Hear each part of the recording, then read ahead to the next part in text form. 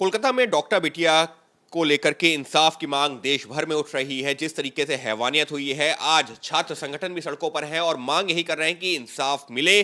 और पश्चिम बंगाल के मुख्यमंत्री ममता बनर्जी के इस्तीफे की भी मांग की आवाज उठने लगी। हमारे साथ मौजूद है मुख्तार अब्बास नकवी साहब। सर, सड़कों पर छात्र संगठन कहना है कि इंसाफ होना चाहिए, मुख्यमंत्री का इस्तीफा होना चाहिए, लेकिन कोलकाता की सड़कें छावनी में तब्दील हो गई। देखिए, इंसानियत को शर्मसार और मानवता को लहूलुहान करने वाली ये घटना निश्चित तौर से इसका किसी भी रूप में किसी भी तरह का जस्टिफिकेशन नहीं किया जा सकता। लेकिन अनफॉर्चुनेटली वहाँ की सरकार और उस सरकार से जुड़ी हुई पार्टी के लोग जिस तरह से लीपापोती करने में लगे हुए हैं, उसके जो है वो बहानेबाजी दिखाने में लगे हुए हैं, जस्टिफाई करने में लगे हुए हैं, और जो जिनको सज़ा देनी चाहिए सज़ा के बजाय उन गुनाहगारों को सुरक्षित और सुरक्षा देने में लगे हुए हैं, वो अपने आप में कई तरह के सवाल खड़े करता है।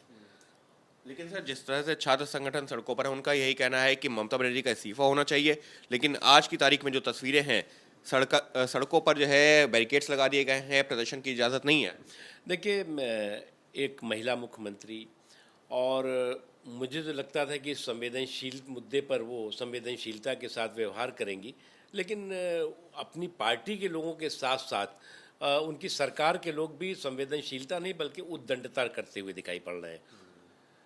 जो वहाँ पर जिस तरह के गुनाहगार हैं उनको प्रोटेक्ट करते हुए दिखाई पड़ रहे हैं, उनको संरक्षण करते हुए दिखाई पड़ रहे हैं, और ये अपने आप में अफसोस बात है। सर, इस सबके साथ ही में अभिषेक बनर्जी पोस्ट कर रहे हैं सोशल मीडिया पर कि जो ऐसी घटनाएं होती, जघन्य घटनाएं होती, वहाँ 26% बस कन्विक्शन रेट है।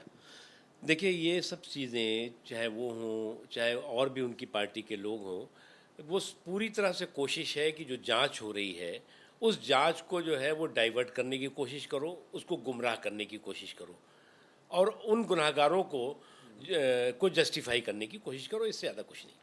यानी साफ तौर पर मुद्दा भटकाने की कोशिश हो रही है, जबकि देश भर में आवाज एक ही है कि डॉक्टर बिटिया जिसके साथ में हैवानियत हुई है उसको न्याय मिले। बीजेपी सांसद कंगना रनौत का एक बयान जिसको लेकर के अब कांग्रेस हमलावर है, और सुप्रिया श्रीनेट जो कि कांग्रेस की प्रवक्ता है, उन्होंने तो यहां तक कह दिया कि कंगना की जो लोकसभा की सदस्यता है वो भी रद्द की जानी चाहिए। मुख्तार अब्बास नकवी साहब हमारे साथ में। ऐसा कंगना रनौत का बयान जिसको लेकर के अब कांग्रेस हमलावर है, मांग कर रही है सदस्यता रद्द होनी चाहिए। देखो, कांग्रेस को एक बहुत बड़ी गलतफहमी हो गई है।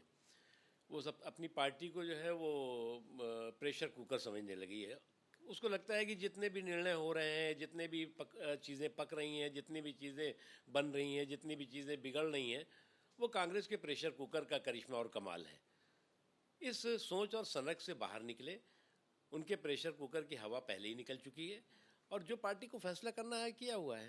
लेकिन सर, कंगना ने जिस तरीके से किसानों को लेकर के कहा कांग्रेस हमलावर ये इस वजह से है कि देश के अन्नदाताओं का अपमान कर रही हैं कंगना, क्या ये पार्टी का स्टैंड है?